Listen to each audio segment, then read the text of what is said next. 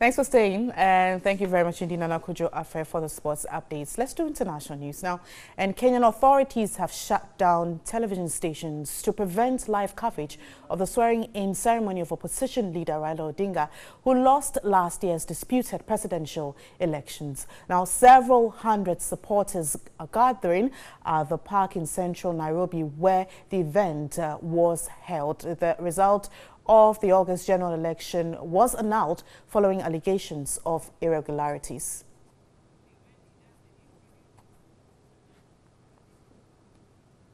And I do have in the studio this afternoon, he is a general manager for news at Media General. And I do have him here in the studio. Thanks for joining me, Mr. Warungu, Joseph Warungu. Now, we will be going to Kenya shortly to speak to a correspondent there, but how dire is the situation in Kenya? Wendy, this is the most serious kind of political crisis I have seen in that country in my own country, Kenya, for years. You have now two sitting presidents. You've got President Uhuru Kenyatta, who was sworn in November, and now just barely 2-3 months later, you've got Raila Odinga, who has sworn himself in. This throws, the country had just gone through a very dark economic period because of the upheavals that happened last year as a result of the prolonged electoral period. A lot of companies shut down, workers were laid off, many people were killed in the clampdown to try and restore order. So people felt that with the swearing in of Uhuru Kenyatta, that is all behind them, and now the country can move forward. This opens the way now for another prolonged period of uncertainty, political uncertainty. No one knows what is going to happen, but you can be assured that this will not be an easy one to resolve as we move forward. Okay, now let me just hold you there and move over to Skype, where I do have Emmanuel Yegon, who is also joining me to give us some updates on what exactly is happening in Kenya. Hello, Emmanuel. Good afternoon. Now, Emmanuel, tell us what's happening in Kenya as we speak. Describe the atmosphere to us here in Ghana. Well, the swearing-in has just ended here in Kenya, and the opposition leader Raila Odinga has taken an oath.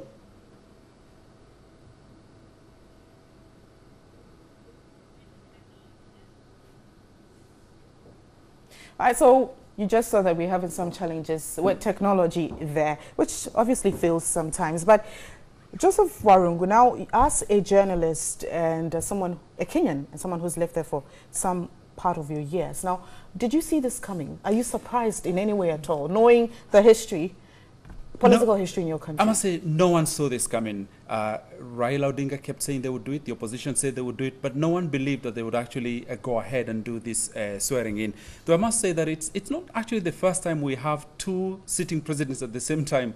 On the 1st of August, 1982, there was an attempted military coup, and there was an Air Force Corporal, Hezekiah Ochuka, who became president, but only for 6 hours before the coup was quashed. So it's not completely new. But we're now entering uncharted territory. Raila has, it's important to say that he has not been sworn in necessarily as commander-in-chief of the armed forces. He has chosen to swear himself in as the people's president, obviously making the distinction that he feels and he believes that he's the one who actually won the election. So this is going to spell uncertainty in terms of the economy and in terms of businesses. It's also going to bring in some level of risk, security risk, because his supporters, and there were thousands at Uhuru Park, where they did the swearing in. The last time we saw that kind of crowd in Kenya was in 2002, when a popular, nation, kicked out the regime that had been in power for so long and brought in President Mwai Kibaki. That was the last time we saw this kind of crowd. So obviously a huge support behind Raila Odinga. Which means that those supporters are going to feel, we now have our man in power, never mind in power where, we're not too sure what instruments of state actually he has under him. But nonetheless, it just brings in this confrontation. It's instrumental to note there, however, that the president has been tactful, Uhuru Kenyatta, in how he has handled this whole thing. He withdrew all police and security services because of the criticism that there had been. So the whole thing went off very peacefully. The whole swearing in, which took all of 10 minutes, was very, very peaceful.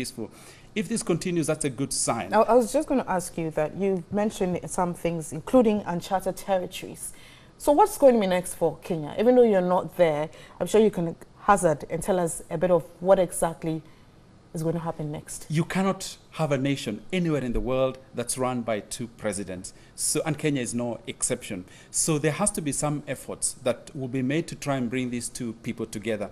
A lot of people feel that Raila Odinga, actually the card that he's playing was to push President Uhuru Kenyatta to a negotiating table to possibly share power or give him some kind of role in government. It will be impossible for Uhuru to give up his powers completely if he's already been sworn in. In fact, the government has already described this as an act of treason.